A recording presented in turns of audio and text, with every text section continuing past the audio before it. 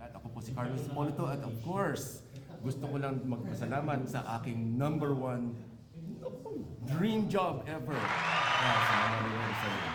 Hoy. Naunahan mo akong magpa-thank you. Kasi Juliet ko yan ha.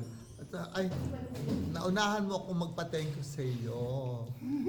Kasi bait ka din ng kapatid mo, the best friend ko, si Ellie.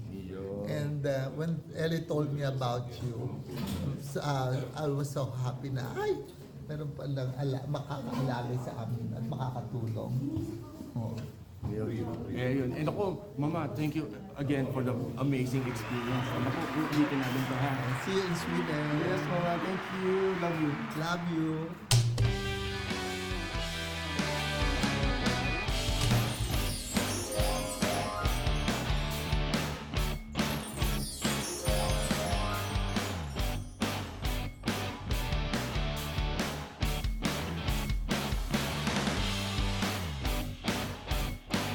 Magandang umaga, magandang tanghali at magandang gabi po sa inyo lahat. Ako po inyong kaibigan, si Roy Cipolito mula po dito sa Kaibigan Podcast, broadcasting live from Stockholm, Sweden. Maraming salamat po mga kaibigan. I like to greet everyone a belated happy Souls Day kahapon. The other day pala.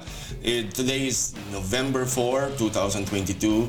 Isang palamig na ng palamig dito sa Sweden. Yes po mga kaibigan, pero unfortunately, late ang snow. Yes po, last year, natatandaan ko makapal ang snow. Although malaki na ninipis daw according to mga local people dito na matagal na, pero malaki na ninipis ng snow. Nung last year, mga 12 inches, ang isang ruler po yon, ang kapal niya. Dito pa yun sa city center, kumbaga. Kasi po dito, since na lahat ng building may heater, lumalakas po yung init niya kapag doon sa, tawag dito, pag yung collective heat, umiinit rin po kasi kahit sa labas po. So, alam niyo naman, ang snow, kapag yung 1 degree o napunta na sa 0, patay na tayo dyan. Gusto natin lang pakita sa inyo kung gaano kalamig dito sa Sweden. At paano ba natin masasabi ito mga kaibigan? Dito po sa Scandinavia, which is comprising Iceland, tawag dito, nahihirapan tayo dito sa ating audio neto. Yes po mga kaibigan.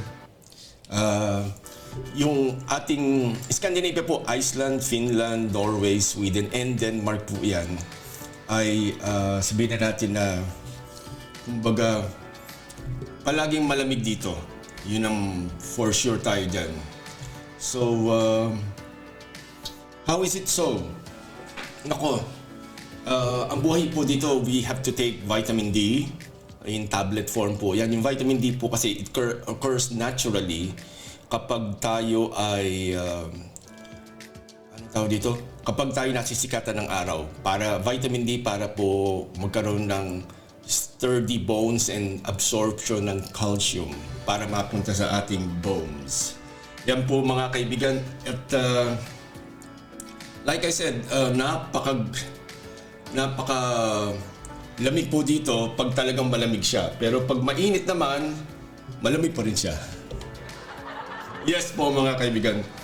Magbabalik po tayo dito only here at the Kaibigan Network. Maraming salamat po. Stay tuned.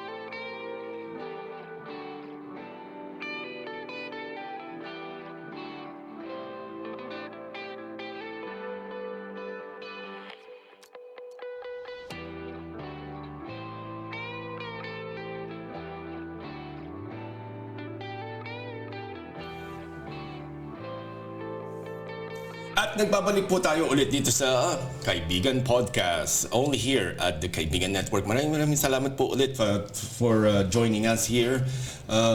We would like to greet a couple of friends dito sa ating listahan dito sa Facebook. Libre po lahat ito. So, all you have to do is just PM us on Royce Hipolito, ROYCE, and then HIPOLITO. Yan po ang ating Facebook account. And in the Instagram po tayo, IG natin ay The Kaibigan Network. Okay, so good morning. Good morning to Mitch Matondo, Ferly Manda, Papalit, Pampanga, Linjo from Siargao, Gemel Rose from Lithuania, Trixie Bautista from Germany, Reynelda Contado from Quezon City to, Jessie Poblete from Sweden, Mary Sieber from Germany. Again, maraming salamat po. Marie Alaro Van Polesello, Italiano po ito. Marian Sausa, Mary De Sancho. Belated happy birthday to Maricar Flores and Sisu Rasay. Ang haba ng pangalan, di ba? Pero, naku, basaksakan naman pong bait niyan. Si ating boss neto. Olga Pabilinas. Yes po, good morning. Dit Centeno de Jesus from Bologna, Italy. Joel Hodson from Bulacan. Tessa Longa from Israel. Jem Brau from Finland. Si Divine Basalo from Sweden pero from Cebu. Yan po mga kaibigan. Mga kaibigan po natin. Of course, we would like to greet also our Congen or Consul General natin for the Philippine Consulate in Milan, Italy, si Congen Elmer Cato. Yes po mga kaibigan, maraming salamat po sa inyo lahat dyan for keeping in touch at maraming salamat po sa friendship. Yes, naku, napaka-senti natin po ngayon dito. Ang pag-uusapan po natin ngayon ay oh God, ano ba pwede natin pag-usapan ngayon? Let's see. Check muna natin ang Facebook timeline natin kung ano meron. At yes po. Okay, magbasa tayo ng konti dito sa mga post ng yes po, on a very cloudy Stockholm morning. Dito lang po sa... Okay, let's see. Uy, kumukonti ang mga...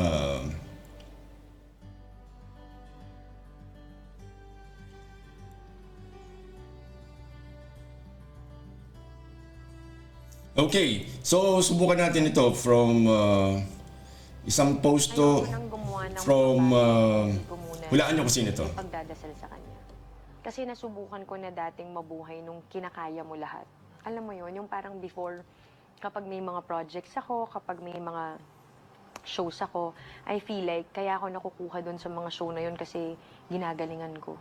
Kasi madali akong makisama sa mga tao. Kasi somehow, mabait naman ako, ganyan. So I feel like all the things I have was because of my hard work.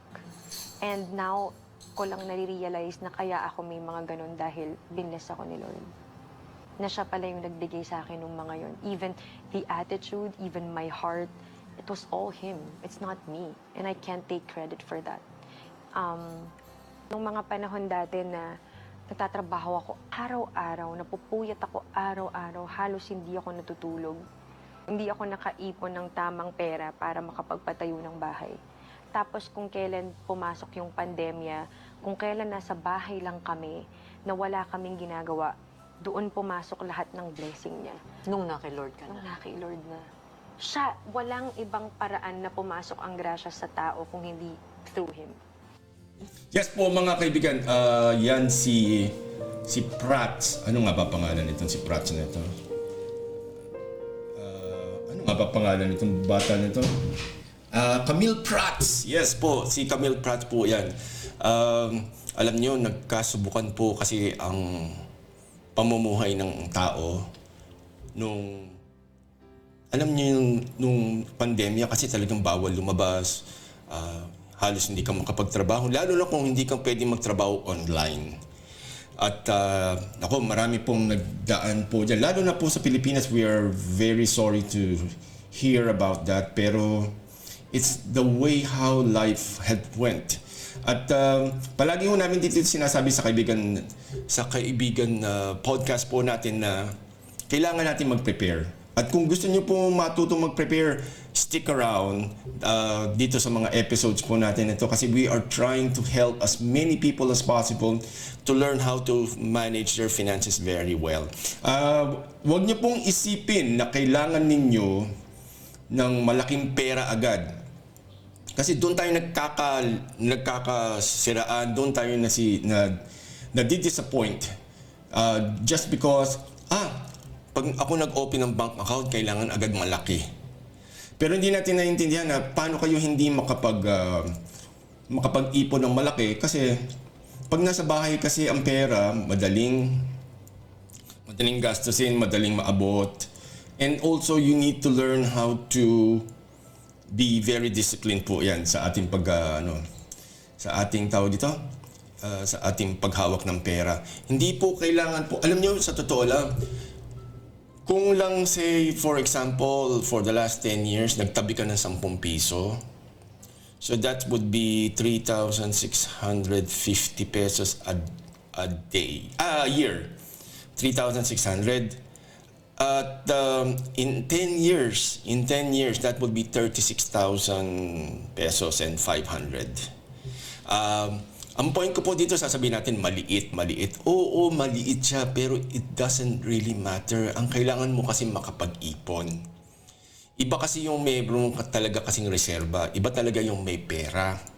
At maniniwala kayo sa hindi, yung pagtago po ng pera sa bangko, nakakatulong po yan sa lahat. Oo, sasabihin natin maliit yung interest. Wala ko tayong problema doon. Kasi ang problema naman dyan, hindi naman lahat tayo marunong mag-business. At wala rin time para mag-business. Pero maraming benefit po kasi pag nasa bangko ang pera mo. Nagkakaroon ka ng credit history, nagkakaroon ka ng mga financial history na magagamit mo yan later on para makapag-utang ka. Kung mag-abroad ka, magkakaroon ka ng banking history as well. So may bank certificate ka, lalo na kung may laman. Magkakaroon ka ng access to easy credit, from credit cards to loans, kung pamgawa ng... Huwag kayong mag-uutang ng pampagawa ng bahay kung wala naman kayong pagkakakitaan muna. So hindi po importante, kasi minsan kasi ginagawa natin palagi yung gitna ang inuumpisahan natin, hindi yung umpisa. So, inuuna natin celebration na kailangan pag nagtayo ako ng business, malaki agad ang bahay ko na para bagay daw, etc. Naku, nagkakamali po kayo dyan. Kasi hindi po yan ganyan. You have to start from small. At lalo na yung pag pinaghirapan ng pera, mas matagal mawala. Yung easy money, madaling maubos. Paano po yung utang ay madaling maubos? Diba? Totoo yan mga kaibigan. So, kami po ay payong kaibigan lang po yan sa ating dito sa ating kaibigan podcast po na ganyan. Pag-uusapan po natin yan more in detail on future episodes po. Yes po, here on the Kaibigan Network. Uy, mga kaibigan, we are very happy na kayo ay nandito. So again, batiin lang natin, Filipinos Running Club on Facebook. Kung kayo po ay interesado mag-umpisa mag-singing, baka gusto ninyo yan. Maria Ruther from Denmark, Copenhagen, Denmark. Magandang umaga sa iyo, kaibigan. Ako, maraming salamat po dyan. Ay, nako. Ano pa ba pwede natin pag-usapan dito? Kasi, like I said, hindi pwede kasi talaga na mag-umpisa tayo ng malaki. You have to grow and start what? Alam niyo po, ang Kaibigan Network po is 14 years old na, pero maliit pa rin. Not because walang traction, walang prosperity. Ganun lang po yan. Para po kasing artista pag ikaw ay nasa mundo ng media. Hindi lang yung social media, yung mainstream media. May panapanahon po yan. At if you don't linger, you don't give up, pag nag-give up ka, ala na talaga. Wala nang pag-asa. Diyan po sa ang buhay sa media.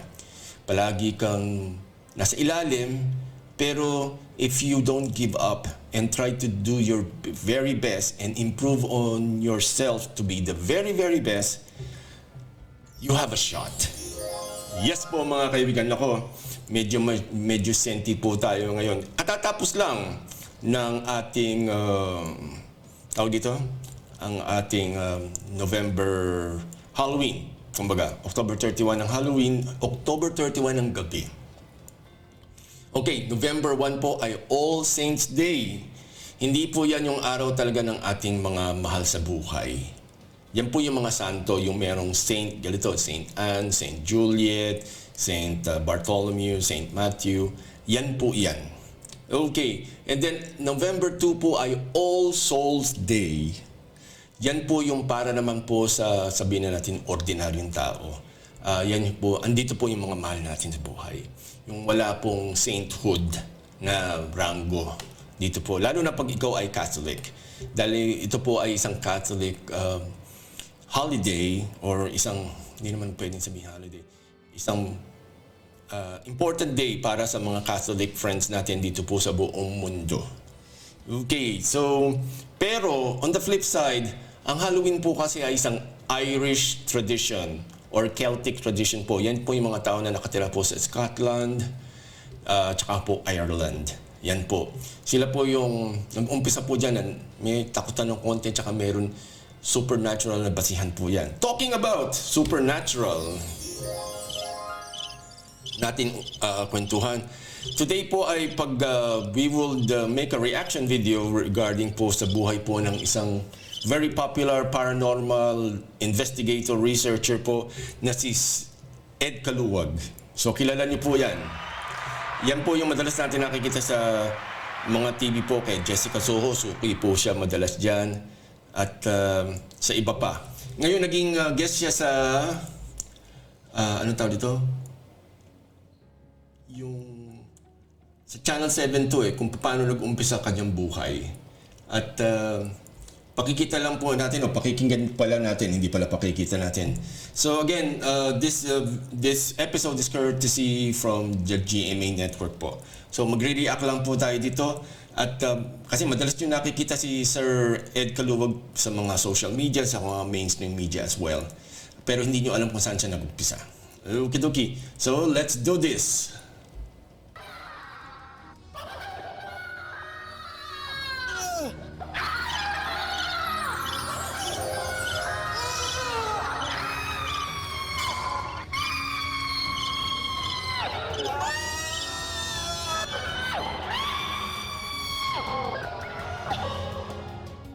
Kilala natin siya bilang isang paranormal investigator. Madalas ding trending sa social media dahil sa kanyang kahindik-hindik na mga karanasan. Kasama ang mga kaluluwang hindi matahimik o mga lugar na ayaw tantanan ng mga multo. Siya walang iba kundi si Ed Kaluwag na aming itinatampok ngayong gabi bilang pagtugon sa napakarami ninyong mga kahilingan na mailahad ang kanyang totoong kwento dito sa #MPK. Sino nga ba si Ed Kaluwag sa likod ng kamera? Ano-ano nga ba ang kanyang mga nakakakilabot na karanasan nung siya ay isang batang sakitin pa? At paano nga ba niya natuklasan ang kanyang talento sa larangan ng paranormal investigation? Buksan ang inyong mga mata at pakatutukan ang aming kakaibang horror comedy drama episode na pinamagatang Sa Aking Mga Mata, The Ed Kaluwag Story. So, yan po mga kaibigan, yan po ang pinaka-host po ng show na ito ay walang iba si Mel Tiangco, isang batikan na journalist po from the GMA Network. At itong si Ed Kaluwag po kasi nito ay he's been very, very popular. Wait. So, ano ho natin yan? Ang istorya po kasi ni Ed Kaluwag ay isa siyang sakitin na bata. At mahalataan nyo naman po, physically looking outside, mukha naman siya talagang sakitin before and wag naman sana, pero hopefully now he's in better health. Pero alam po natin na yung ganong klase ng katawan ay mayroong pinagdaanan. So, i-ano natin to? Wait, hanapin natin yung pinaka-istorya niya. At ito po ang the rest.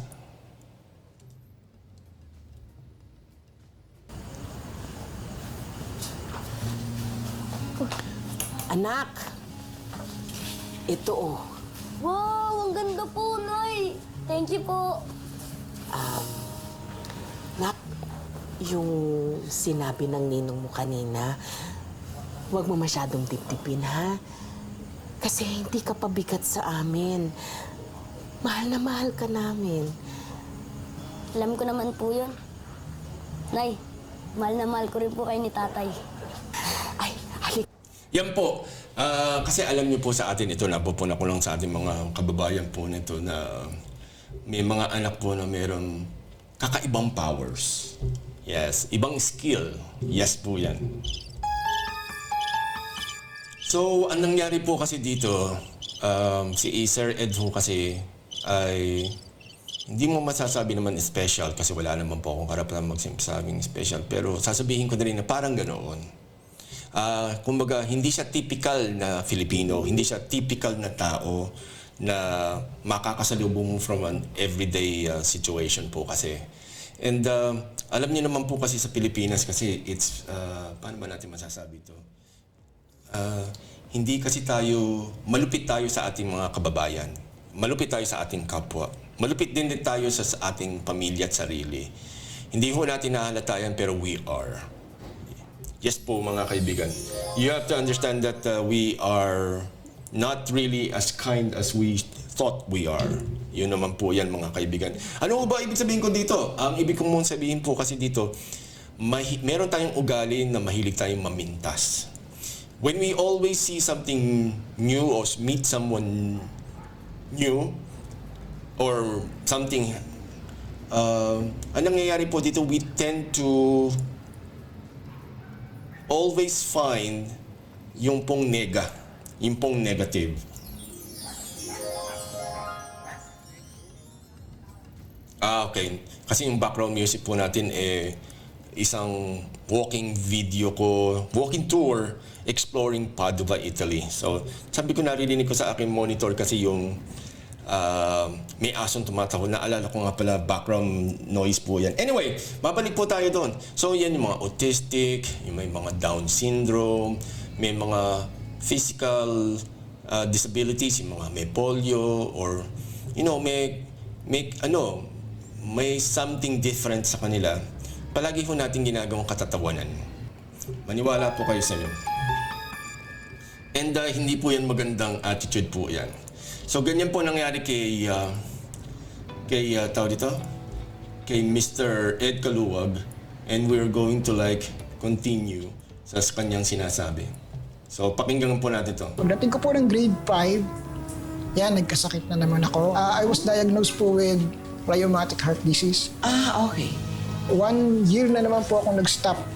High school days, ganun din po Dalawa nangyari. din ang batch mo. Na-stop na naman ako dahil nagkasakit na naman.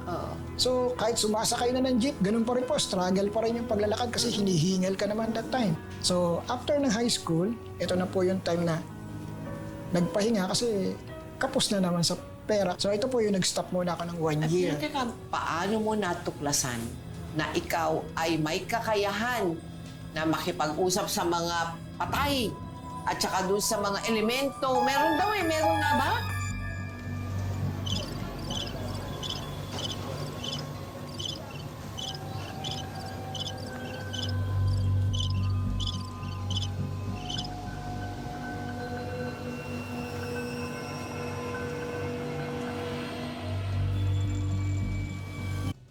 So, ayan po.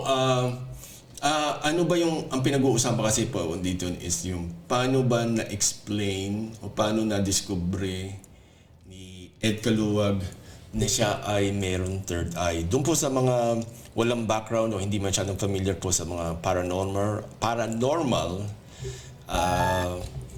ang paranormal po kasi na phenomena yun isang unexplained parang visions na hindi nasa panaginip. Okay, so yung mga nakakakita ng third eye, usually po yan ay may gift. Mga autistic, mga kung, paano ba natin masasabi ito na hindi masyadong someone na kakaiba. Yung, for a lack of a better term, yung salitang kalye, sasabihin natin weirdo. Yung mga ganyan po yan. Pero sa totoo lang, hindi po totoo yun na weirdo ang taong itong mga galito. Anyway, so ang gagawin po natin is yung si Kalawag po kasi, si Mr. Kalawag po ay pinagtatawanan talaga. At balikan po natin yung kanyang mga experiences po.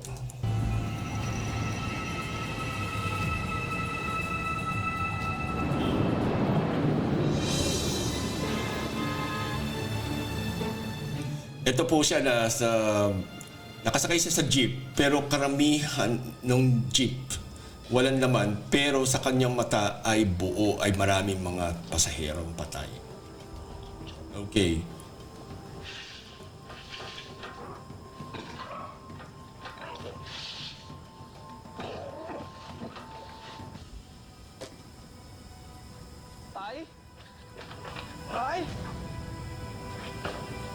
Para ho kasi nabilaukan yung kanyang ama dito.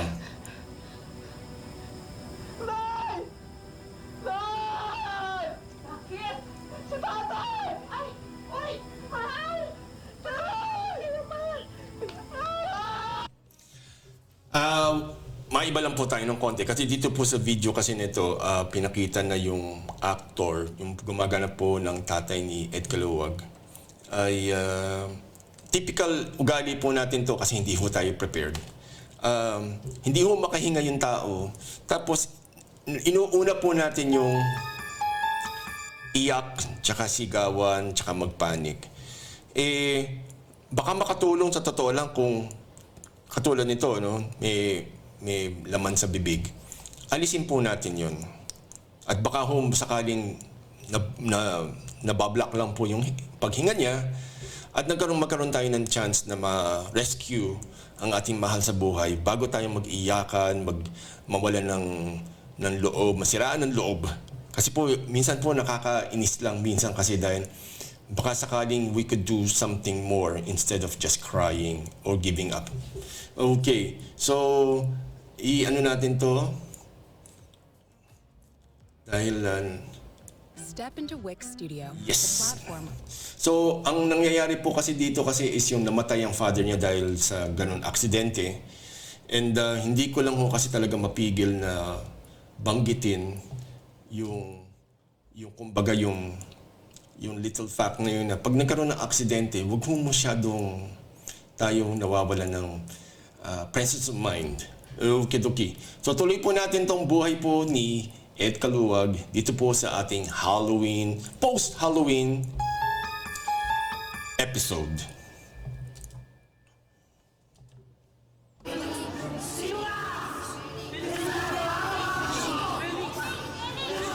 So ito po medyo fast forward na tayo sa future. Nasa eskwelahan po si Sir Ed at merong isang bata na parang napoposes.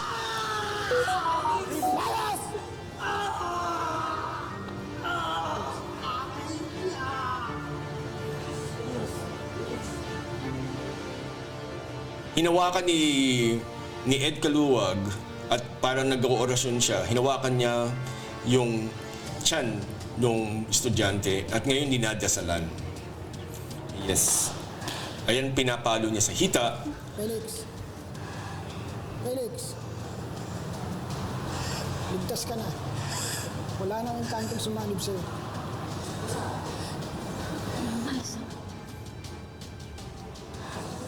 So yan po mga kaibigan ang paalala ko sa mga bata kasi minsan ay wag ho tayo masyadong maglaro ng mga ganitong paranormal.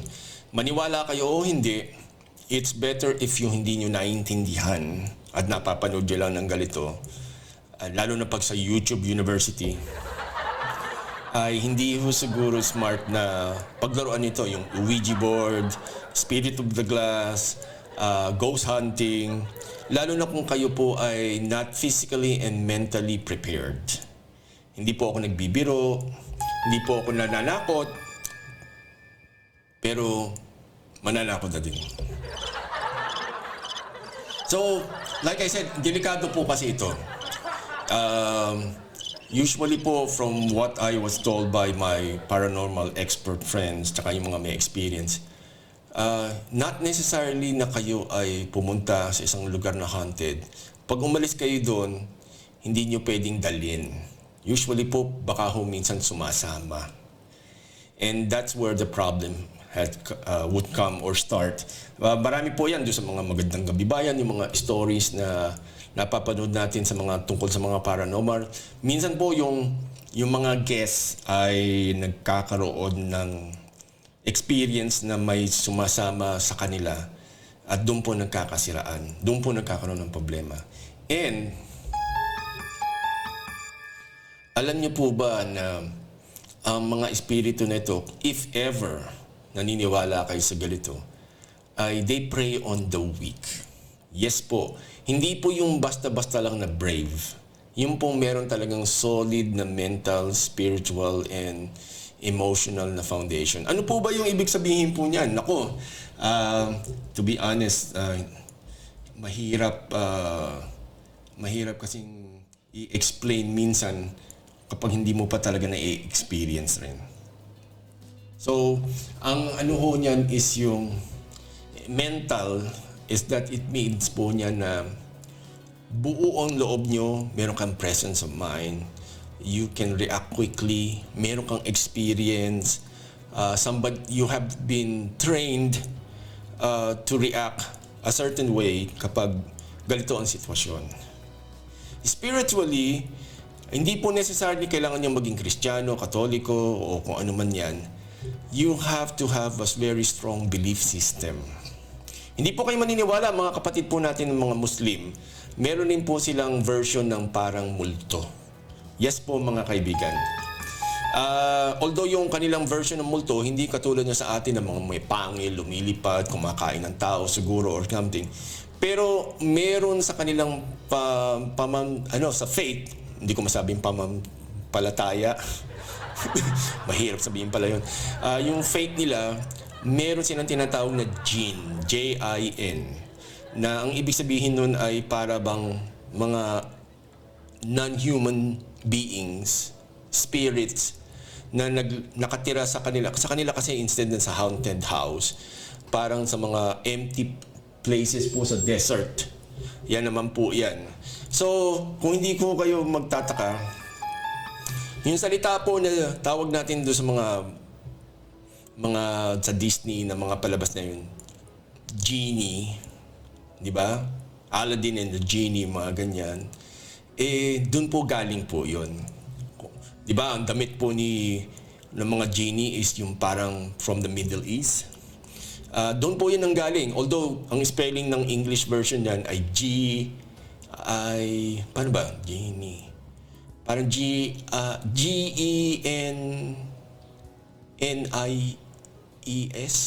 Genie. Walang S pala. So, sa mga kapatid natin Muslim, ang tawag nila dyan ay jinn. J-I-N. Yes po. Malaki yung pagkakaiba ng kanilang version doon sa version po na we are very familiar. Okay. Totoo po yan. Hindi po ako nagbibiro. At with all due respect, meron silang version na ganyan, pero iba yung approach nila at iba yung kumbaga yung pagpapaniwala nila. Hindi ko lang alam yung eksaktong sistema, pero andun po yun. Yan po ay dagdag kaalaman po natin dito po sa The Kaibigan Network. Ngayon, so kayo you have to be spiritually aware. At buo dapat ang loob ninyo. Hindi yung tipo bang para bang pag nakakita ka ng multo sa harapan mo, iiyak ka agad. Hindi ka pa ready noon. You have to be brave. Kasi ang fear po kasi is the absence of knowledge.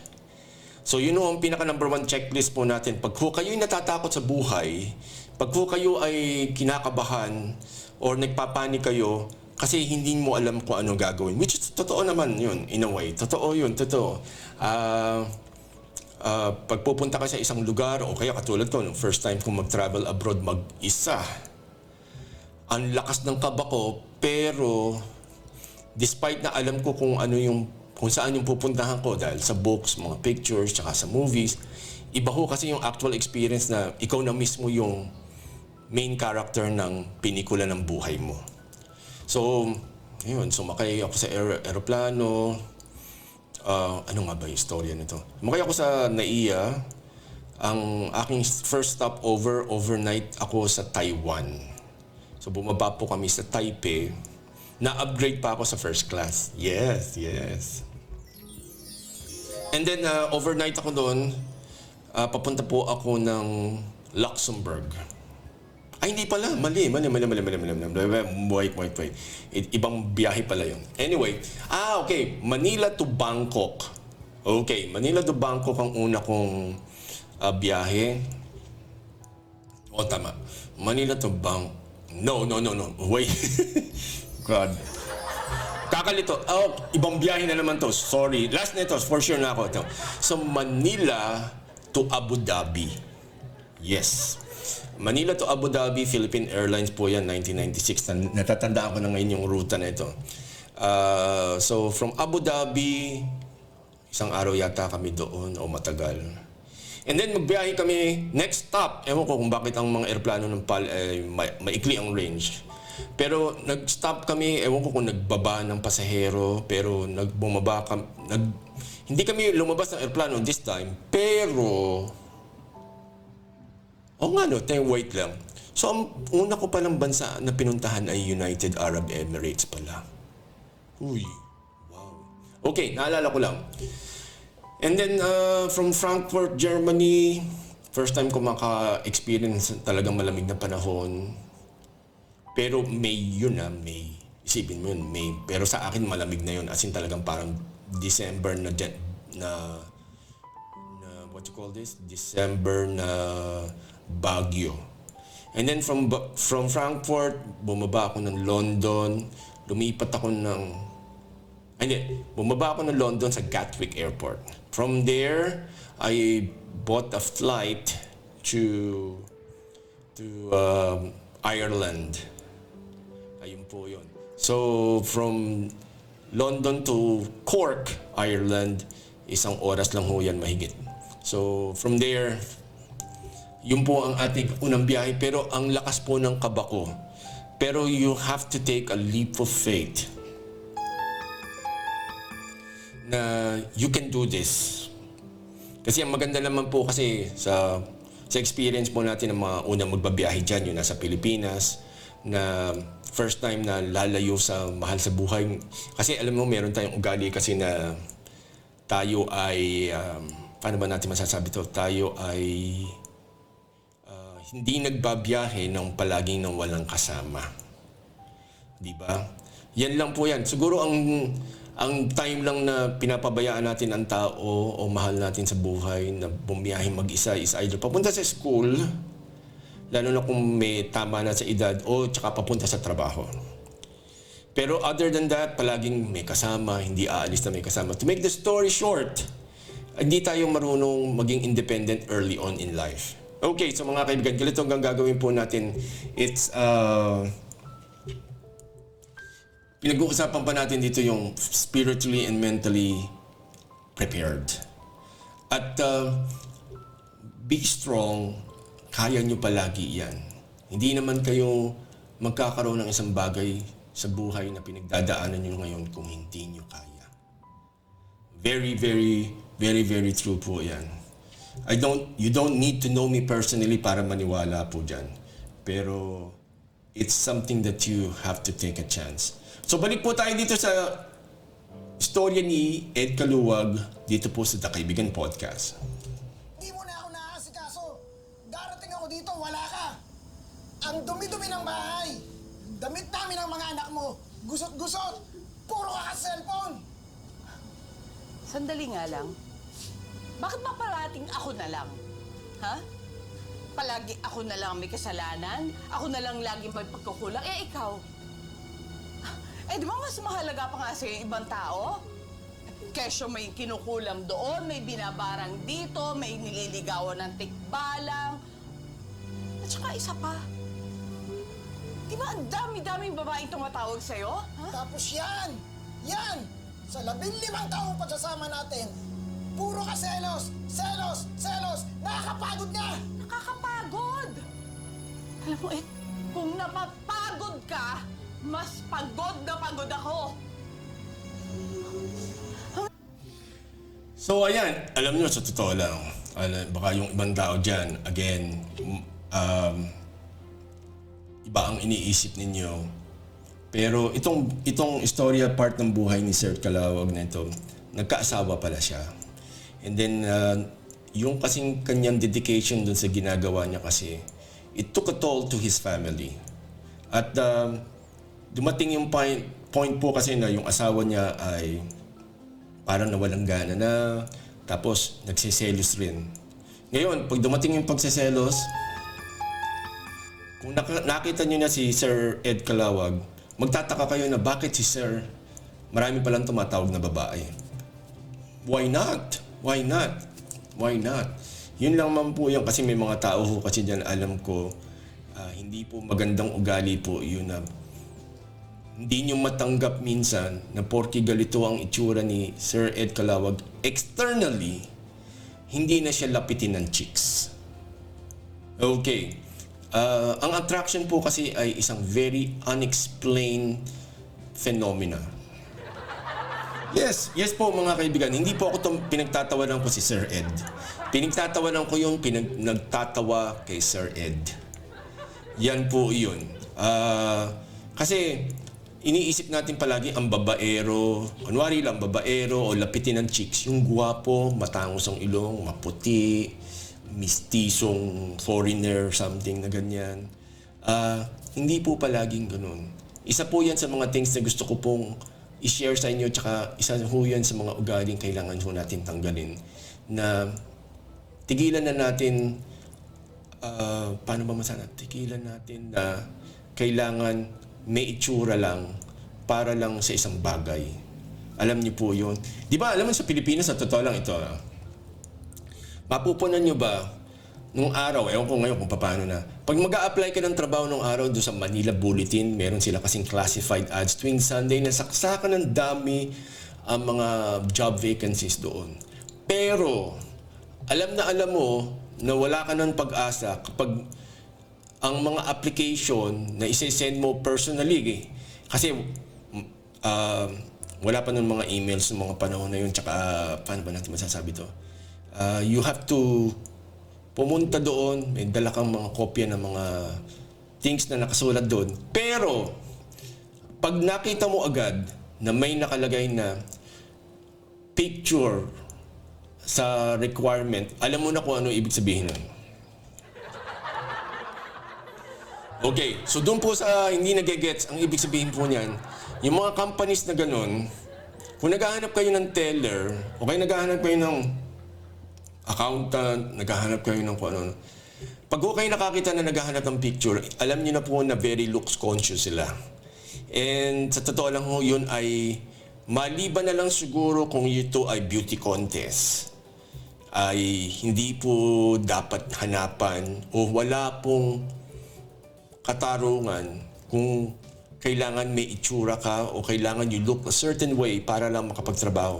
Yun ho bang, yung po bang, let's say for example, yung bang programmer kailangan ng picture? Yes, ako, yan, cellphone natin yan. Yung mga programmers po ba, kailangan gwapo pa yung programmer na ganyan? Pero, hindi kayo maniniwala, pero it's true. Tumawa kayo, hindi kayo matawa, mainis kayo, pero it's true. Siguro, mabibilang mo lang yung mga trabaho na kailangan talaga ng looks conscious.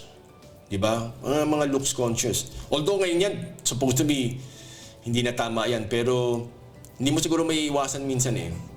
Pero anyway, ang point ko lang po dyan ay yung pong magiging malipitin ng babae o lalaki or the third sex, hindi po yan palaging automatic po nakabase sa looks. Okay. So balik po tayo sa buhay ni Sir Ed. So maghanap tayo ng iba pang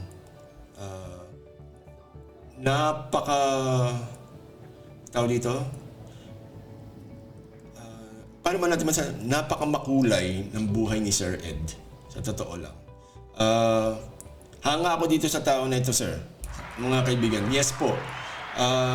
Tuloy po natin ang istorya ni Sir Ed dito po sa isang episode po dito sa Magpakailanman. Pwede ba? Oh, pwede naman, no? Sige, let's go. Okay, let's go. Go ahead, Rap.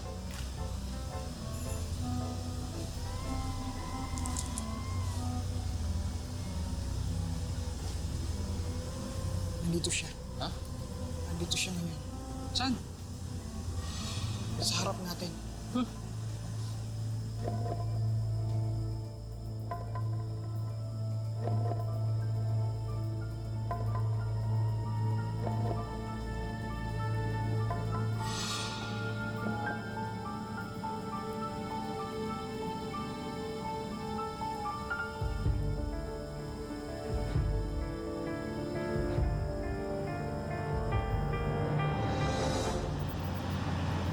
May pinararating pong mensahe ang dating hardinero at kasintahan si Juanito.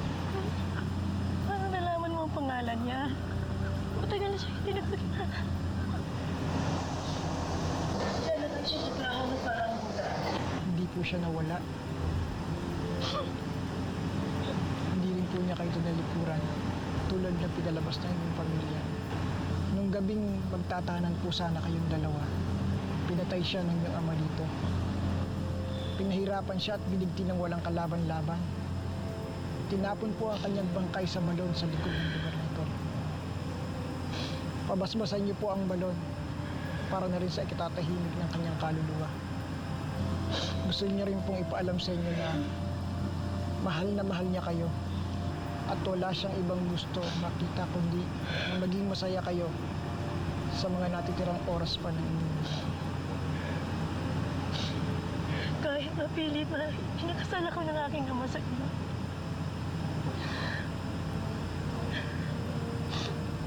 Wala akong ibang minahal na higit na sa pagmamahal ko kay Juanito. Siya lang ang mahal ko, wala nang iba.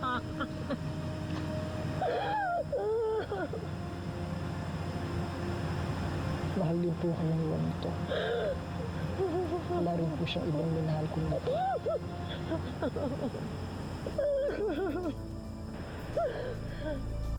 So ayan po, ang background po ng story nito ay isang babae na supposed to be magtatanan sila. Pero nabalita o nalaman ng magulang o pamilya ni babae na ito ay magtatanan doon sa kanilang hardinero. Okay, so very typical Filipino love story po ito, o very typical na sitwasyon po sa atin na yung pamilya ay sabihin na natin maselan, maarte. Kasi maintindihan natin to kung kunwari yung hardinero ay addict or something, yung kumbaga talaga kriminal o talagang medyo hindi talaga magaling, promising na maging asawa. Maintindihan mo eh. Pero if you are going to just look down just because he or she is hardinero or gardener, hindi ho siguro magandang ugali po yan, di ba? Kung tutuusin po natin. It's really sad and it's really parang mata pobre kung tutuusin po natin yan. So, ang nangyari po dito nahulaan o nasabi ni Sir Ed yung backstory na paano nalaman ni Ed yung pangalan ng hardinero. So dito yung mga little things na mapapahanga ka kay Sir Ed na malalaman yung mga pangalan na ganyan. Okay? Pero mag-ingat po kayo, hindi po lahat ng mga paranormal investigators ay the real deal. Yes po. Isa kong tip ko sa inyo, if ever na balak ninyong sumangguni sa mga ganitong klaseng tao, huwag ko kayong masyadong magkukwento. Yung huwag kayong magbibigay ng mga eksaktong detalye. Kasi minsan doon po nila natututunan o yung mahuhulaan nila yung mga istorya. Kasi minsan talaga, sa totoo lang to, hindi mo tataba. Nauna yung tawa kaysa sa kwento eh. Anyway, nangyari kasi dito is yung halos kinwento niya na lahat. So yung tao, mag-guess na niya o mahuhulaan na niya with very good accuracy ito na ganito ang takbo ng buhay. Tapos may impress kayo. Paano mo nalaman yon? Hindi mo kasi naintindihan, napakadaldal mo. Yung sinabi mo, dito nagpunta yung ano ko, nagpakamatay, nagbikti, or something. Huwag nyo agad sabihin. Yun po yan. So, kunwari kung sa istorya po na ganyan na sabi niya, andito yung tao na hinahanap natin. Uy, wow, di ba? Tapos, natama niya yung pangalan ng hindi mo naman sinasabi. It's very promising, di ba? Very promising yun. Kasi, ibig sabihin nun, may nagsabi sa kanyang supposed to be paranormal na source na ito si Simon. Yun ang pangalan ng hardinero kasi. Tapos, naikwento niya kung paano namatay nang hindi niyo kinikwento. Doon niyo po dapat maunahan yun. Hindi katulad ng mga iba na kasi na ito, sakitin to ng mga nasa abroad. Pag nagpunta sa Pilipinas, magpapagupit ka lang o magpupunta ka sa parlor or anywhere, basta maisisingit na ikaw ay galing sa abroad, talagang isisingit po. Tapos magtataka tayo bakit tayo na magastos sa Pilipinas. Kasi po sa totoo lang, hindi kayo maniniwala na yung ibang mga businesses, karamihan ng mga businesses sa Pilipinas, tinataga ho ang mga nasa abroad kasi siyempre alam nilang may pambayad. And bago niyo po sisihin sila, dahil dapat rin sisihin, huwag ho kasi kayong nagkikwento. Huwag kayong magbihis ng masyadong maporma and then don't expect to get it cheaper. Alam niyo po yun, kumbaga.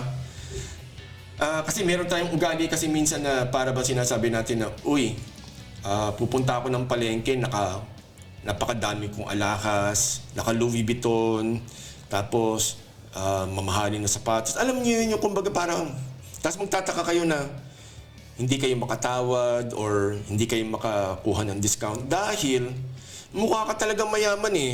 So, play the part. Yun naman po yun. Dahil ang istorya po niyan kasi is yung talagang mapapamahal kayo. Kung hindi naman kayo tataasan ng presyo, palaging aalokin sa inyo yung pinakamahal. Yan po yan. At doon po sa istorya ni Sir Calao na ganyan rin ang huwag niyong gagawin. Hindi kay Sir Ed. Mas malaki ang probability na si Sir Ed ay the real thing. Okay, yan po ang masasabi ko lang. Pero marami hong nanggagaya sa kanya at sa iba pang mga reputable na mga paranormal researchers na nagbe-base lang sila sa kinikwento ninyo. Yes po yan. So ingat po kayo dyan sa ganyan istorya kasi kayo rin naman po ang kawawa kasi kayo na mismo nagkikwento ng buhay ninyo, i-expound na lang ng tao. So, magbabalik po tayo sa istorya po ni Sir Ed. Dito po sa live story niya, only here at the Kaibigan Podcast. Ganyan. Para sa akin po kasi everyone or everybody is entitled to their own opinion eh. Oo, tama. Opinion po nila yon, so maaring opinion nila yon kasi hindi pa nila na-experience yung na-experience ko. Okay. So maaring sabihin nilang mali ako kasi hindi sila yung nasa sitwasyon ko. Ako po, Tito Mel, lagi ko pong sinasabi, di bali ng mali ako. Oo. Kasi kung tama ako, siguradong may problema ka. Oo. Pagdating ko dito, ang taas na ng presence eh. Kulto yung gumamit nito. Buhay ito. Hindi po ako nagpunta rito para makipag-away. We have to pay respect dun sa mga espiritu. Maaring ito yung mga memories ng mga barko na nagsilubog. Yung isa, yung galleon. Nung nilapitan nila, isa nga ito. Malaking barko, hindi misteryoso at hindi ghost ship, kundi isang totoong barko na pampasahero.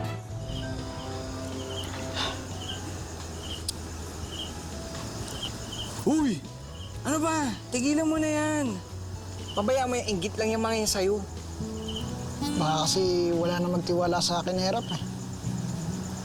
Hirap naman. Sa dami ng tinulungan mo, wala pa magtitiwala sa'yo. Hirap. Ano ka ba? Yung mga bashers na yan, ganyan lang naman yung mga gusto nilang gawin eh. O ito, isipin mo ito yung nabasa ko sa FB na quote. Ang sabi doon is, I don't live my life to please anyone. I don't care what anyone thinks. If you don't like me, don't talk to me. Problem solved.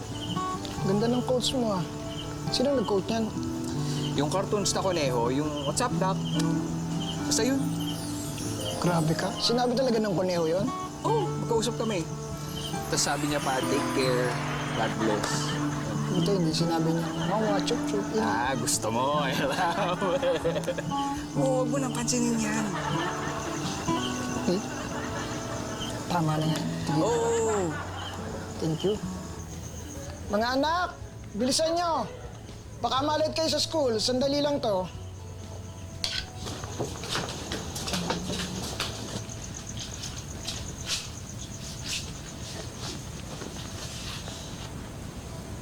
Oh, ba't di pa kayo naliligo? Tay, absent po muna ako. Ako rin po, Tay. Bakit? Di naman holiday Sama bang pakiramdam nyo? Hindi po. Bakit hindi kayo papasok? Kasi po pinagtatawanan na po kami sa school. Napapaaway na rin po kami sa pagtatanggol po sa inyo, Tay. Sabi po ng mga klase ko, take daw po kayo. Di raw naman talaga totoo yung powers nyo. Totoo po ba yun, Tay? Kumain na muna kayo.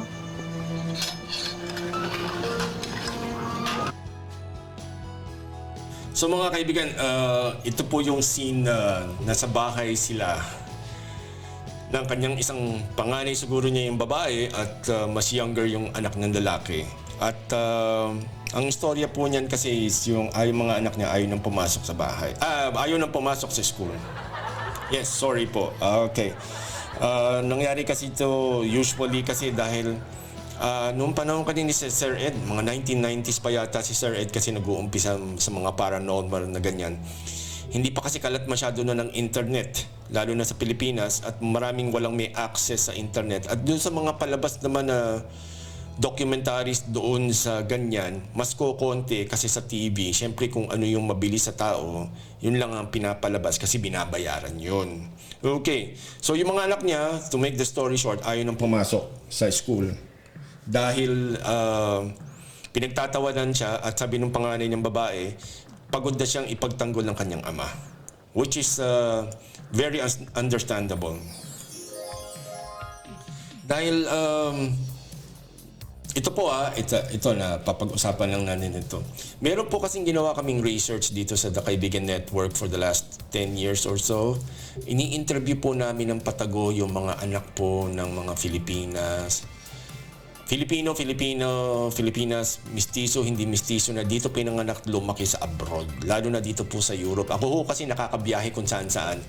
So I get a chance to talk to a lot of kids at ganyan and find good relationships and friendships po sa kanila.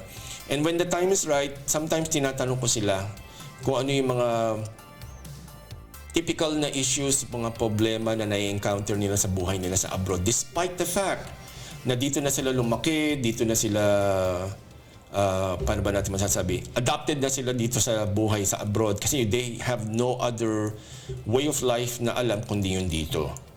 Okay, so paliwanag ko lang sa inyo po ng sandali lang Hindi po the same yung experience ng mga Filipinos sa Italy kahit doon mo sa Switzerland.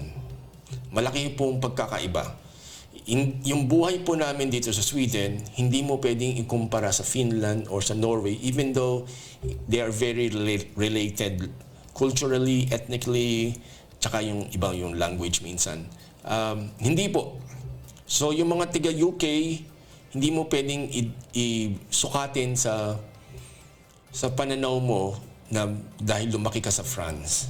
Hindi po pwede po mangyari yun. Anyway, to make the story short, marami po kasi, hindi po kasi natin napupuna dahil very narrow-minded po karamihan po ng mga magulang natin mga Filipinos kasi hindi nila alam o hindi sila makarelate kasi hindi naman sila nga lumaki dito. Pero it's not an excuse para maging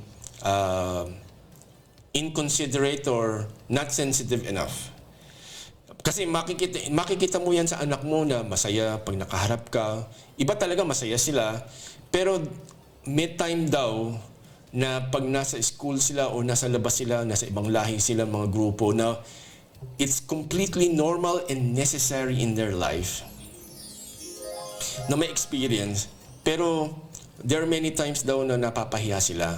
Not because yung nahihiya sila sa ilong ng tao o kutis o yung mahirap yung Pilipinas, kung ano man yan. Hindi po yun doon eh. Yung buong kakulangan ng information sa mga bata na they can be very proud of being a Filipino. Alam ko may magsasabi niya ng hospitality, friendship, mga ganyan. Tapos yung mga typical na sinasabi natin ng mga mabait sa magulang, etc. etc. Ando na po tayo dyan. Totoo naman po yan. Pero hindi po pwedeng yun lang palagi ang ating ipagmamalaki.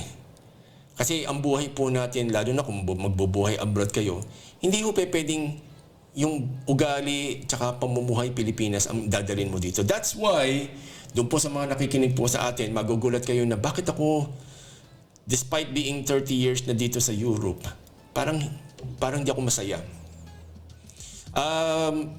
Isa po sa posible yung dahilan po dyan is yung posible na yung buhay ninyo dito ay very typical yung ang katawan tsaka kalahati ng utak ay nasa abroad tapos kalahati ng utak ay nasa Pilipinas. Ano ba ibig sabihin po noon? Hindi ko sinasabi na may diferensya kayo, pero hindi ko rin talaga sasabihin. Joke lang po. Ayoko lang masyado maging seryoso at baka naman sabihin ninyo masyado tayo nagmamagaling. Ito po base lang namin sa research po namin. Basta sa madalit salita po kasi, pag napapag-usapan po sa school ho kasi yung mga where you come from, what are the Philippines is known for. Hindi ko kasi pwede natin sabihin palagi yung hospitality, yung mga beaches, banana, food, mga ganyan.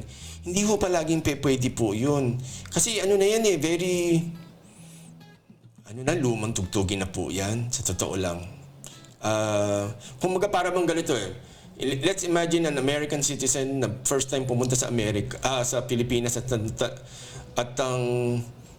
ang pag tinanong o paliliwanag lang nila is yung, we eat hamburgers, pizzas, french fries doon sa States.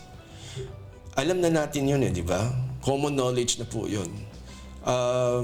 There's nothing wrong with it, pero hindi na natin kailangan malaman yun.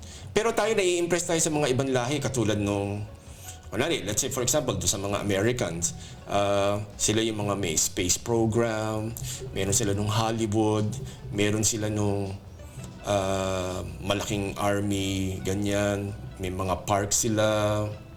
O ano-ano. Katulad dito sa Sweden, kilala nyo dito ang Sweden for its meatballs, the common way, yung mga blonde people, tsaka yung IKEA. Pero meron pang marami pang pwedeng ipagmalaki ang Sweden bukod po doon sa mga bagay na ganoon. Yun po ang gusto kong sabihin kasi napupunak po namin sa research po namin sa mga anak po natin dito sa abroad. Kasi ako po ay may dalawa akong dalagita, hindi na pala dalagita yung isa, yung sa 21 na, mistisang German po yun. And then yung tong anak ko ay yung Pilipina, yung mas younger na 16. Napupunak po namin, hindi ho lang yung anak ko ito they are having trouble being proud of being half Filipino or Filipino. Kasi they have nothing else or they don't know anything about us.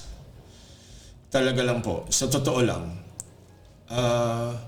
Hindi natin maintindihan nga yung sinasabi natin na wait.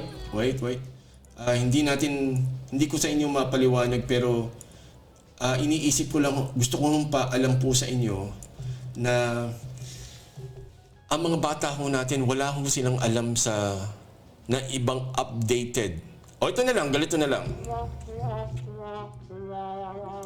Alam niyo po ba na palagi natin sinasabi matatalino tayo, di ba? Matatalino? Yeah, sure. Matatalino tayo, sasabihin natin mas magagaling tayo sa mga ibang lahi. Medyo mali po tayo dyan. Kasi hindi ho pwedeng tayo lang ang matalino sa mundo.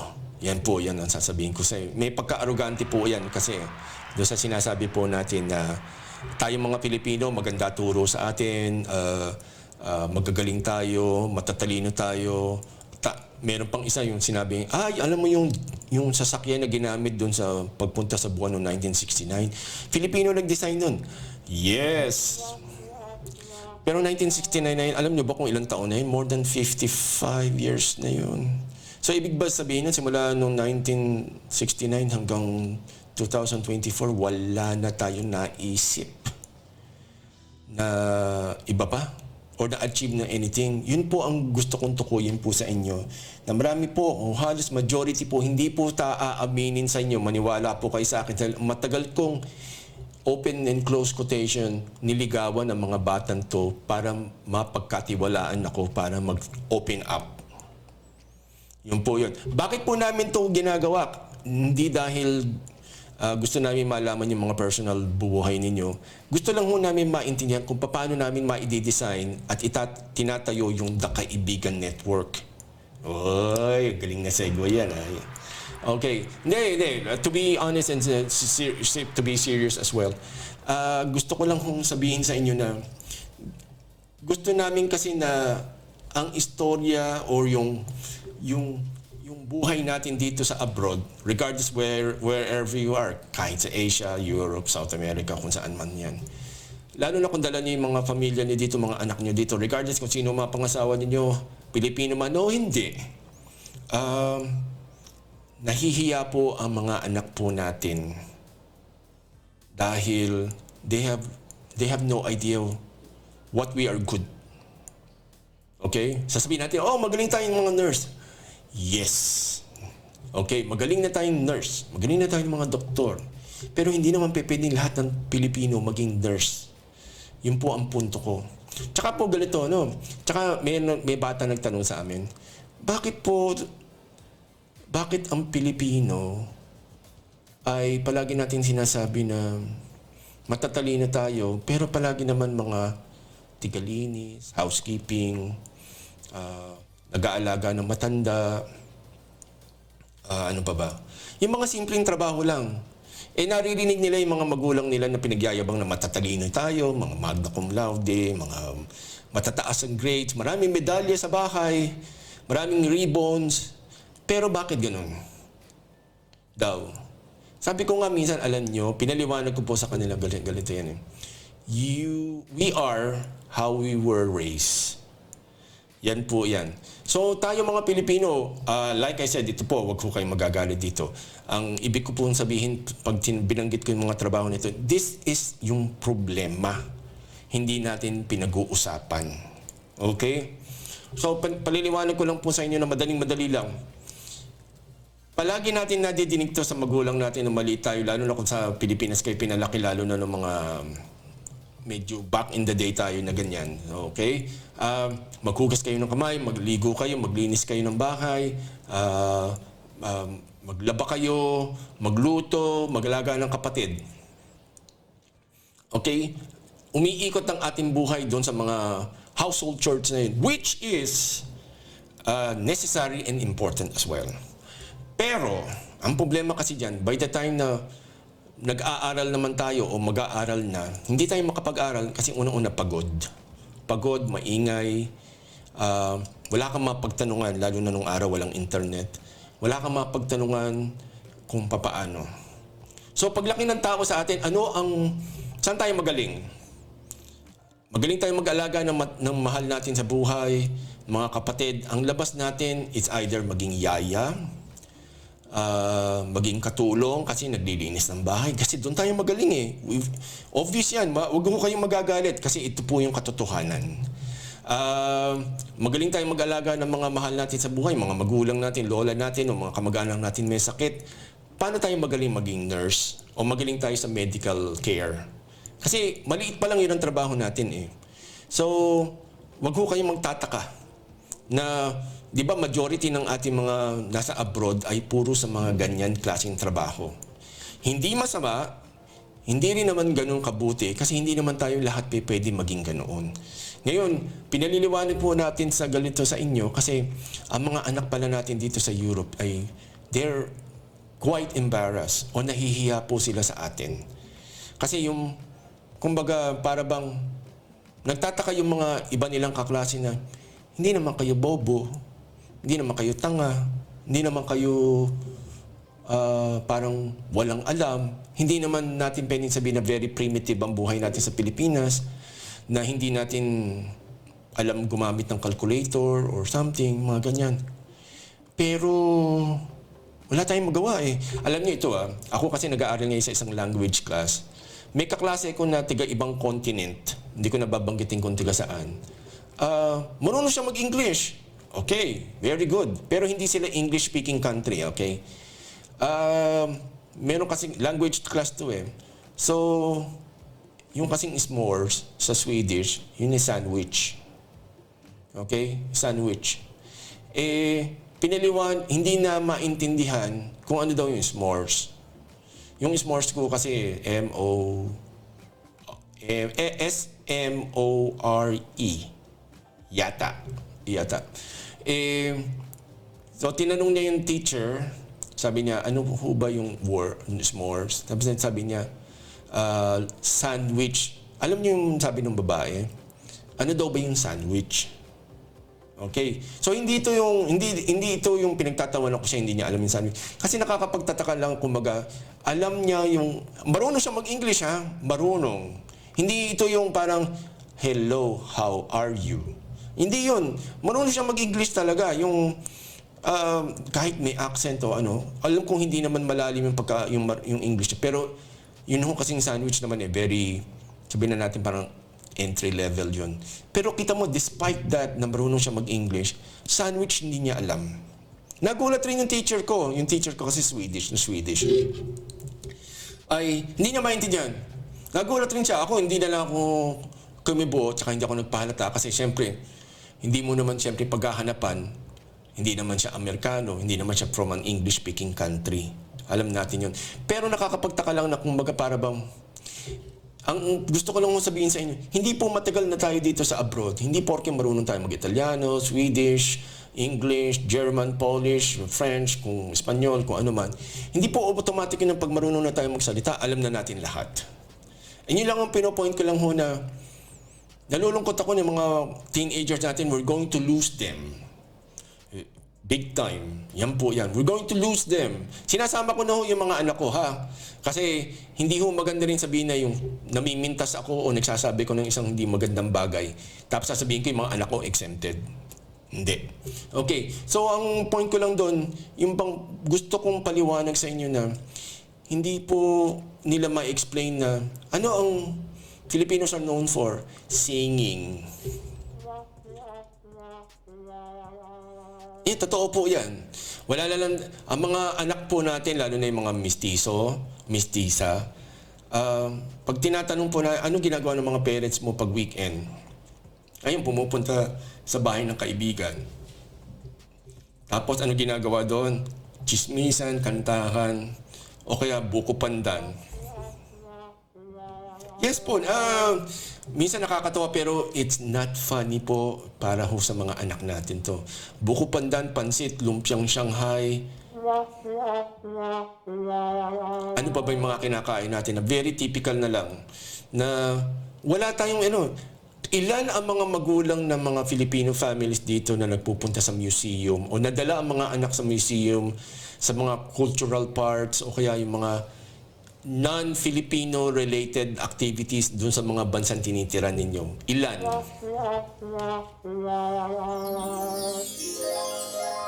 Ngayon, hindi ko po sinasabi na kayo po ay magpanggap na maging Swedish, German, Polish, Danish, Norwegian.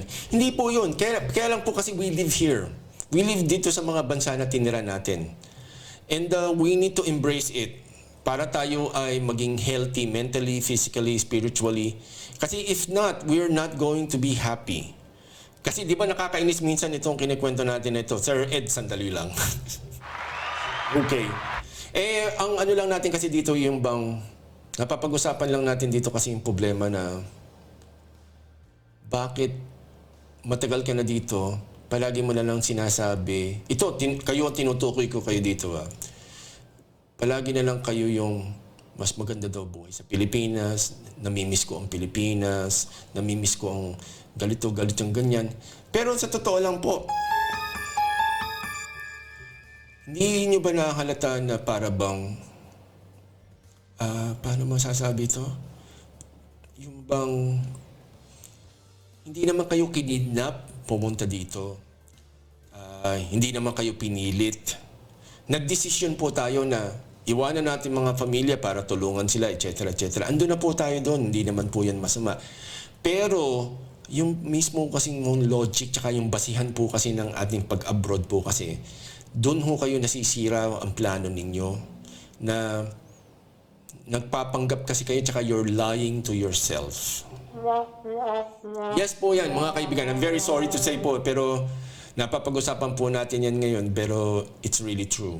At ganun yan po nangyari po kay Sir Ed, na ang mga anak niya napapahiya dahil po sa ginagawa ng magulang. Okay. So alam naman po natin to, again, with all due respect, hindi po masama ang mga kahit anong klaseng trabaho basta legal. Pero, hindi tayo mahilig umasenso. Palagi yung pinagaganda natin yung sa Pilipinas na hindi naman kayo titira doon ng matagal. And then, minsan ini-import, aminin niyo po ito, which is totoo ito, aminin niyo, marami kong kakilalang ganito. Aminin niyo na karamihan ng rason kung bakit kayo nag-abroad is para kayo hangaan ng mga kamag-anak at kakilala niyo sa Pilipinas. Totoo po yan, huwag niyo sabihin at hindi pa pwede niyo sabihin na mas kukonti yun kaysa sa hindi. Dahil kadalasan, madalang akong makakilala ng tao at ako po ay mahilig makipagkwentuhan at mahalata niyo naman po ako'y madaldal. Mahilig po akong makapagkwentuhan. Paano nga po tayo napunta sa media dahil po minomonetize ko na lang itong kadaldalan ko kasi wala naman akong ibang bagay na alam na gawin na magaling ako. So, anyway. So, nangyayari kasi sa atin yan. Gusto nyo hangaan kayo, gusto nyo napupuri kayo, na big time kayo, ganyan. And then magre-reklamo kayo bakit madali kami maubusan ng pera. Kasi, like I said, we are pretending to be someone na we are not really. At palaging, meron nung isang friend na foreigner siya pero lumaki na siya sa Pilipinas. Naging kaklase ko siya. Nung nag-aaral kami ng physiotherapy sa Emilio Aguinaldo College,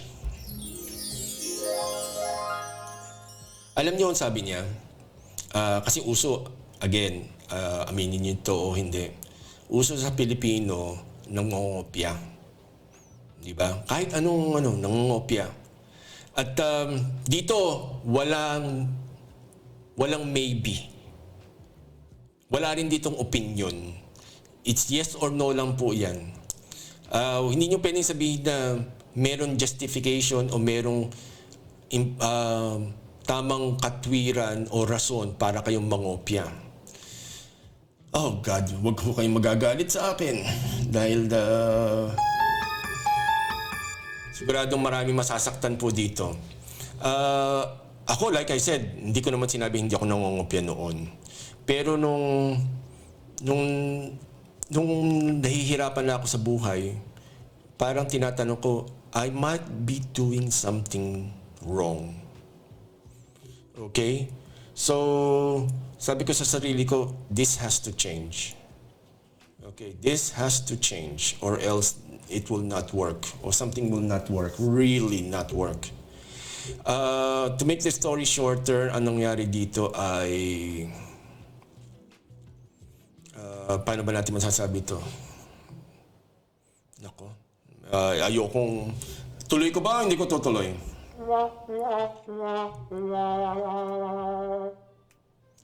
Hindi, ito, tutuloy ko na po ito. Ang ibig sabihin ko lang kasi sa nangyayari po sa atin, yung nangongopya po kasi, kung kayo'y nag-aaral at dandadaya lang kayo para makapasa, hindi po yung teacher ang niloloko ninyo, yung sarili ninyo. Okay? Maniwala po kayo sa hindi. Ito po yung tunay na payo ng kaibigan. Ito yung sabi sa akin ng classmate ko, babae po yun. Pinagtatawanan siya kasi hindi siya nangongopya. Tapos, born again Christian siya ha. Yung, sa pagkakaintindi ko, yung pagka born again Christian niya kasi maraming pinagtatawanan yung born against daw or born to be alive, mga ganyan. Siya ho yung, sabihin na natin kung yung best representation ng grupo ng mga Kristiyano na born again, siya po yung isa sa pinaka image model or pinaka-ideal example ng pagiging born again siguro. Yun ang sa pagkakaintindi ko. Alam niyo kung ano sagot niya sa akin? Despite na hindi siya nagugustuhan ng mga kaklase ko, buong klase halos yun ha. Alam mo kung ano sabi niya sa akin kasi magkakaibigan kami. Yung sabi ko, ako paano hindi ko kayo pinakokopya? Kasi ako yung tunay mong kaibigan. Alam niyo, napahiya ako sa sarili ko nun.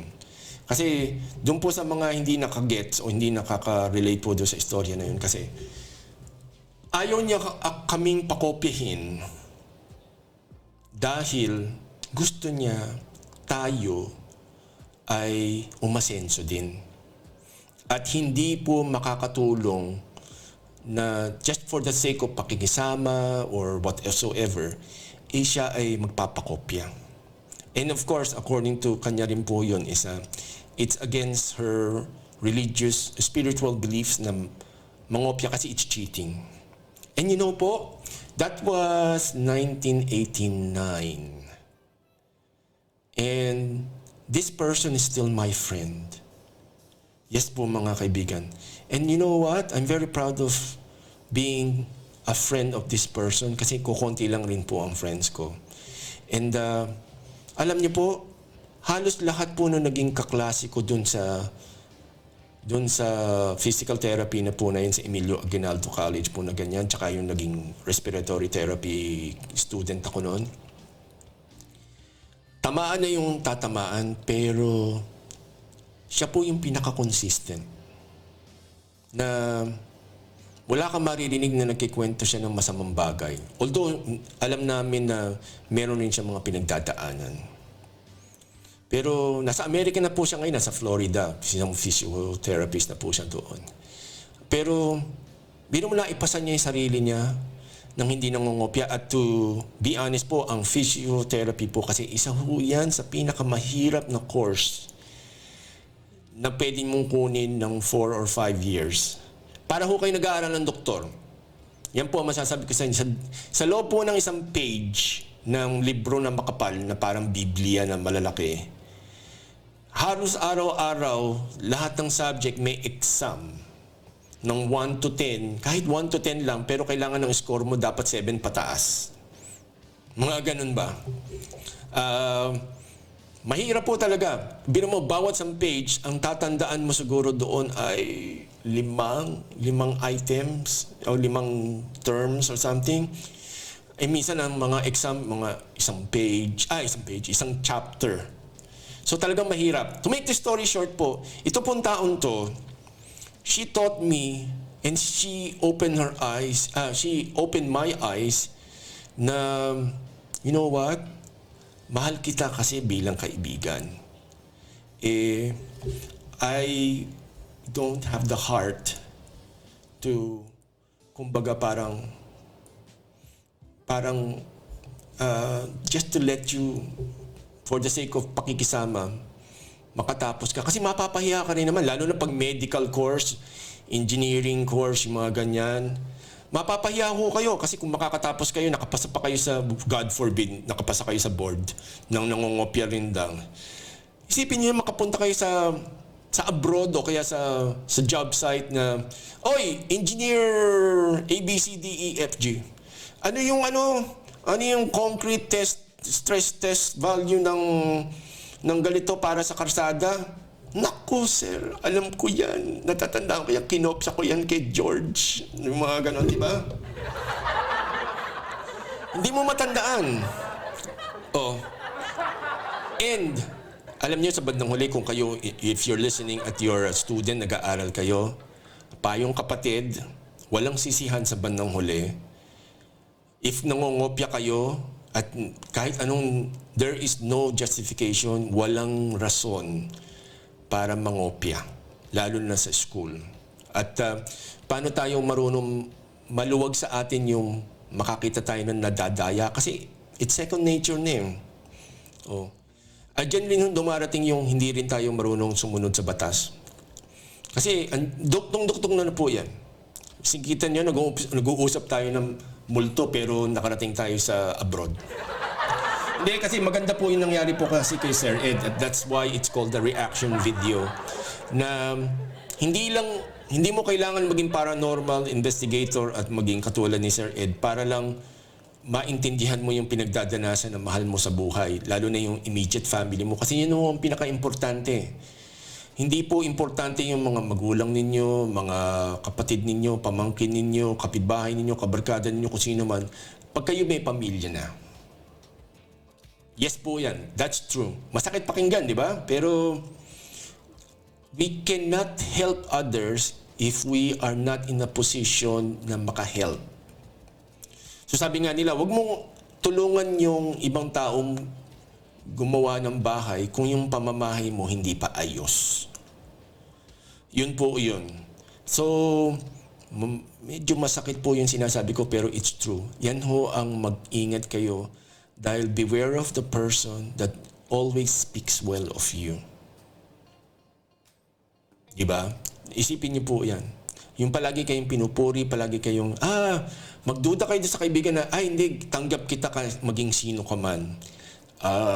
Medyo BS po yan. Alam niyo ho, hindi ho pwedeng sabihin sa social media po yan, BS. Pero alam niyo ho, ibig sabihin nun.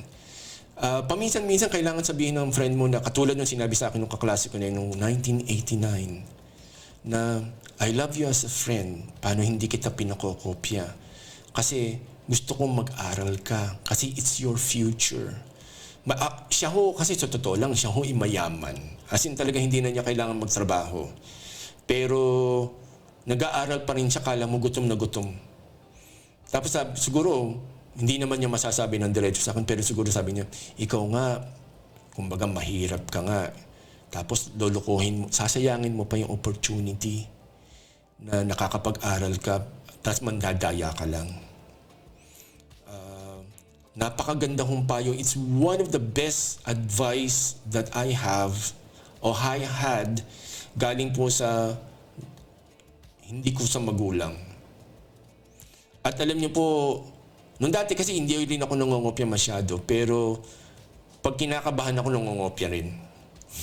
Diba? Pero kahit nangongopya, bumabaksak pa rin. So kinustyon ko yung sarili ko, yung kumbaga yung technique ko, yung style ko. It's not working. And I have to do something kasi mahirap pong makapasa. Anyway, to make the story short, sinubukan ko po yung payo niya with a lot of faith. Alam niyo, nawalan din po ako ng maraming friends. Dahil po dyan. Dahil umuupo ako sa harapan na harapan kung saan yung pinakamalapit ng upuan ng professor para hindi ako magpakopya. Alam niyo po, sa totoo lang, ang dami kong mga exam na mababa lang ang grades ko, tapos yung mga kaklase ko nagkopyahan, matataas ang grades. Pero hindi ako nawalan ng faith. At unang-una, hindi ko na naging kaklase yung kaklase ko kasi siya nakapasa siya sa PT proper, yung third year pataas. Ako hindi ko nakapasa. So, pero imbis na sumama loob ko, I keep on pushing and trying to. Kasi sinusulit ko yung tuition ko kasi alam kong pinaghihirapan ng mother ko yun. I cannot afford to fail. Kasi ang katwiran ko nun, para kung makalaya at hindi maging dependent kahit kanino man, is makatapos ako para ako'y mag-qualify makapagtrabaho. Kasi pag nagkatrabaho ako, kahit magkano ang sweldo, magiging financially independent na ako kahit papaano. Di alam niyo yung kahit maliit lang na sweldo, hindi ka naaasa and napakalaking bagay po noon. And katwiran ko kasi noon is yung hindi kasi ako gwapo ho noon, payat. Wala akong talagang to be honest, hindi po ako nagpapaawa po sa inyo pero ako ay pinagtatawanan noon araw. Yan po yan. Paano po ngayon yung mga tao na yun, minsan hindi ako mabati, hindi ako makausap. Alam niyo yun, di ba yung may Facebook friend na i-accept ka pero hindi ka kakausapin? Na parang hindi ka kakilala. Alam mo yun, tapos sasabihin, ay sorry classmate, busy daw. Busy, 10 years na tayong friends sa Facebook. Tapos wala kang time, tapos hindi ka naman, yung iba housewife lang o kaya yung yung mga trabaho nila na kala mo naman na 24 hours ang hindi ka nagpapahinga at ang nakaka-insulto pa ho doon kasi nakikita mo nagpo-post ng kung ano-ano. So katwiran doon is yung if you have time for that, makakasagot ka rin naman siguro sa kaklase mo. Bino mo, kakilala mo na nga ito personally, naging kaklase mo ito sa school. Hindi ito yung, buti pa yung nakilala mo lang sa Facebook or sa social media na kinakausap mo pero never mo pang nami-meet, di ba? Anyway, so, sinubukan ko pong hindi talaga mangopya. And then, napilitan akong mag-aral lalo. Kasi, I have burned some bridges na I will not cross back again. And alam niyo po, tumaas ang grade ko. At to be honest talaga, ito wala akong halong pagyayabang. Ano tawag dito? Sinabi ko sa sarili ko na I will do better always. And then, alam niyo hanggang ngayon, mali at tama akong sagot hanggang ngayon natatandaan ko pa. Although hindi ako nagpa-practice na ng respiratory therapy. Natatandaan ko pa hanggang ngayon. And the last time ako na nakapag-OJT o na pumasok sa trabaho sa ospital is 1993 pa. Pero hanggang ngayon natatandaan ko, alam niyo kung bakit? Kasi nga pinag-aralan ko. Hindi ko lang kinopya sa kaklase ko. At doon sa mga estudyante po natin dyan, na kahit anong level kayo, elementary, high school, the earlier kayong hindi mangopya, the better. At kung may mga magagalit sa inyo, 100% hindi yun true friend ninyo. Dahil I'm very proud to say na since 1989 hanggang this day, hindi kami nag-uusap, nagkukwentuhan, hindi kami nagkukwentuhan ng mga chismis nung tao na yon. She's still my friend. And I'm very proud of her talaga. Hindi ko lang mo mabanggit yung pangalan niya kasi dahil meron ho siyang tinatawag niyang vow of humility. Yun po yun. So